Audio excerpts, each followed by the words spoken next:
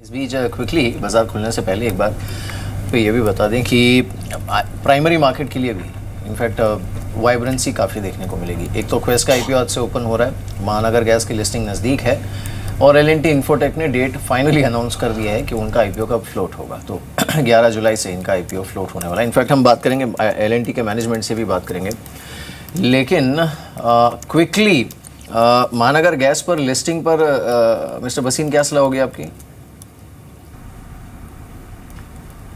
हाँ, महानगर is a must buy stock. अगर आपको प्राइमरी मार्केट में नहीं मिला आईपीओ में, तो अगर ओपनिंग पॉप पे आपको मिले, आपको हमेशा इसको आपको अपने पोर्टफोलियो में बनाना पड़ेगा।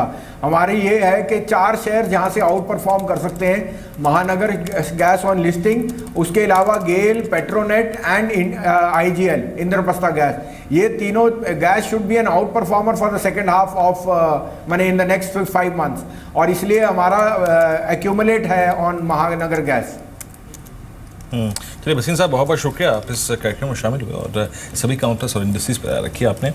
और देखिए, ज़रा इंडिकेटिव एक्शन थोड़ा मैच्योर हो चुका है। मैं आपको बताता हूँ कि निफ्टी क्या कर रहा है, क्या नहीं कर रहा है, किस ट्रजेक्टरी में है। निफ्टी इस वक्त लगभग 45 अंकों पर 8173, और देखिए ये अगर ओपनिंग हुई तो ये सीधे स्ट्राइक निफ्टी करेगा 8200, क्योंकि ये शॉर्ट होल्डर जो कि ब्रेग्जिट के बाद बाजार में आ गया था, और यकीन मानिए जिस दिन आया था उस दिन से लेकर अब तक कंफर्टेबल नहीं है, वो ट्रैप्ड है, वो ट्रैप्ड। स्टॉक्स जिनमें अच्छी तेजी है इंडेक्स में शुमार काउंटर्स में बॉश, अगर आप देखें यहाँ पे काफ़ी अच्छा खासा मूव है। उसके बाद जो अच्छे स्टॉक्स हैं उसमें टाटा मोटर्स लगभग 1.5% ऊपर। देखिए ब्रेग्जिट के इशू से सबसे ज़्यादा अगर आप देखें जोड़ के आपने जिस स्टॉक को देखा था उस पर बाजार कंफर्टेबल है।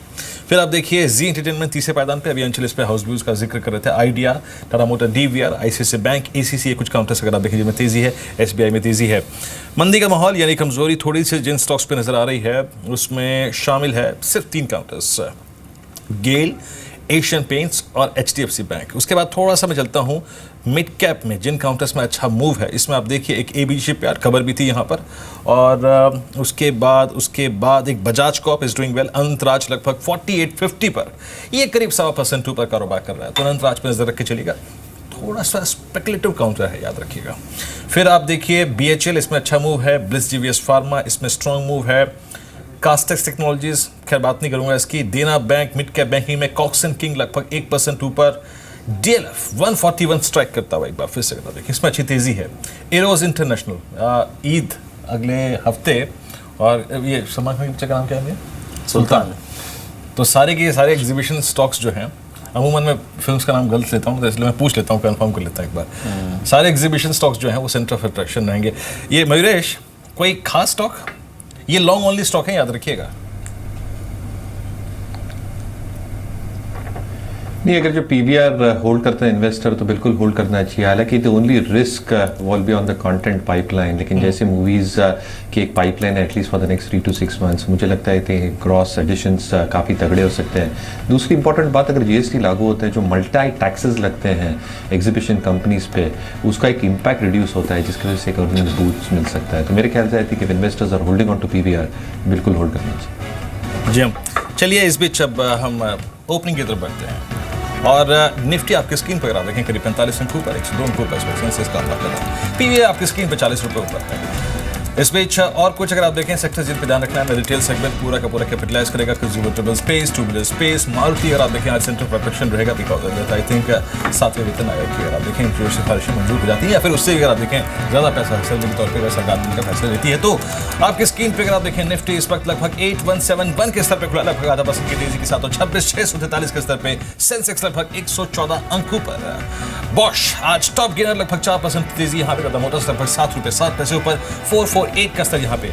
अंडरलाइंग और डीवीआर दोनों अगर आप देखें स्टॉक्स तेज हैं, 292 के स्तर पर टाटा मोटर्स, डीवीआर, आइडिया चौथे पायदान पे, आईसीआईसीआई बैंक करीब 3 रुपये पर। आज हमने देखिए आपको सुबह इनिशियल कमेंट्री में बोला था कि भैया आज नजर रखना आप प्राइवेट बैंकिंग काउंटर्स में, डिफरेंशियल क्रिएट हो गया है। एक अगर आप देखें गैप हो गया है पिछले 10 दिन में सरकारी बैंकों की अगर आप देखें चाल में और प्राइवेट बैंकों की चाल में। आईसीआईसीआई बैंक लगभग 2.5 रुपये पर कारोबार कर रहा है, 1% ऊपर, top gainer in private banking space. Bajaj auto लगभग 25 रुपये ऊपर कारोबार करता हुआ। एल&टी को देखिए 1500 के लेवल को फिर स्ट्राइक करता हुआ 15 रुपये ऊपर, 1490 के स्तर पे। ये कुछ काउंटर जहां पर अच्छा खासा मूव है। बिल्कुल। चलिए, तो ये सारे हैवी मूवर्स आज के। इनफैक्ट खबर अच्छी ही है जिस तरह से मार्केट होल्ड कर रहा है 8170 पर इस समय, और DLF इस पर खबर बड़ी है, they could be out of date. उसके बाद ये काउंटर करीब 7% ऊपर 143 का लेवल इस समय DLF पर देखने को मिल रहा है। अब चलिए बाकी कुछ स्टॉक्स को देखते हैं, खासकर मिड कैप में जो हैवी मूवर्स हैं उन स्टॉक्स को भी एक बार देख लेते हैं जहां पर अच्छा रुझान देखने को मिल रहा है। एक तो सुज़लॉन है जिस पर अच्छा मूव है, जहां पर खबर है ना उन स्टॉक्स पे तो आप देख लीजिए, वहां पे तो मूव अच्छा है ही। So you look at the movie exhibition space, retail stocks को देखिए, इन सब पर तो अच्छा है ही मूव। जैसे PVR आप देख रहे हैं स्क्रीन पर करीब 4% ऊपर, लेकिन इसके अलावा मिड कैप के जो बाकी मूवर्स हैं उनको अगर हम देखें, यहाँ पर जुबिलेंट है जो कि करीब 2% ऊपर है, ABB है जो कि करीब 1% ऊपर ट्रेड कर रहा है, इप्का हेवेल्स, ये इप्का हेवेल्स पर लाल निशान है,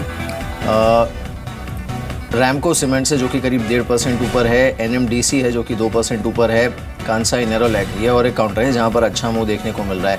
और अगर हम कैश में सबसे जो हैवी मूवर्स हैं उनको देखिए, जहाँ पर आज अच्छा रुझान देखने को मिल रहा है, उन स्टॉक्स को अगर आप देखोगे तो आज यहाँ पर अच्छी वॉल्यूम्स के साथ सबसे ज़्यादा बाइंग जिन स्टॉक्स पर देखने को मिल रही है, इसमें एक तो बिनानी इंडस्ट्रीज़ है जो कि 7% ऊपर है, इमामी इंफ्रा आज भी 6% ऊपर है, बर्नपुर सीमेंट्स है जो कि 5.5% ऊपर है, DLF ऑब्वियसली सबसे ज़्यादा वॉल्यूम्स के साथ 6.5% ऊपर, राणा शुगर है जो कि 5.5% ऊपर है, Ruchira paper, Ashapura mine camp और एमके इंफ्रा, ये कुछ इन काउंटर्स हैं जो कि अच्छे मूव के साथ। शॉपर स्टॉप इस बीच 5.5% ऊपर। बिल्कुल, अगर आप देखें एक बार पूरी रिटेल की थीम जरा घुमा दीजिए पूरी एग्जैक्टली, आप देखें शॉपर स्टॉप जैसे कि मिहिर ने कहा लगभग 6% ऊपर 384, दिन में भी शॉपिंग का लीजिए मजा, और रात में भी रिटेल आपकी स्क्रीन पर। देखिए शॉपिंग का मजा तो लेंगे राकेश, एक तो आज की ओपनिंग पर आपकी राय, और दूसरा मार्केट में शॉपिंग कहाँ करें हम? देखिए मार्केट में तो मिहिर काफ़ी अपॉर्चुनिटीज़ हैं। जिस तरीके से अभी सब लोग बात कर रहे हैं कि GST भी मानसून सेशन के शायद फर्स्ट वीक में पास हो जाए, टेक्निकली मुझे लगता है Nifty is on edge of a big breakout. एक बार 8300 के लेवल टूटेंगे मिहिर तो कुछ मिलेगा नहीं, तब 8600 8650 के लेवल देखने को मिलेंगे। अगर आप हिस्ट्री में देखें तो वीरेंद्र की जब मार्केट गिर रहा था चाइनीज़ क्राइसिस में, तब बहुत लोग आए थे और कहते थे कि बेच जाओ, कोई ट्रिगर नहीं है। मार्केट में रिवर्सल्स बड़े फास्ट देखने को मिलते हैं, क्लियरली बाइंग करनी चाहिए। मार्केट के अंदर FMCG पैक जिसको लोगों ने राइट ऑफ करा था पतंजलि के चलते, वो भी टेक्निकली काफ़ी अच्छा लग रहा है। मार्केट में बाइंग ऑन डिक्लाइन की रणनीति अपना के चलना चाहिए, और मार्केट में मुझे लगता है कि एक बड़ा ब्रेकआउट देखने को मिलेगा 8300 के ऊपर। चलिए 8300 के ऊपर अभी बड़ा ब्रेकआउट देखने को मिल सकता है, ये है मानना राकेश का। हालांकि अभी वो उस लेवल के और पहुंचने में भी 130 पॉइंट का अंतर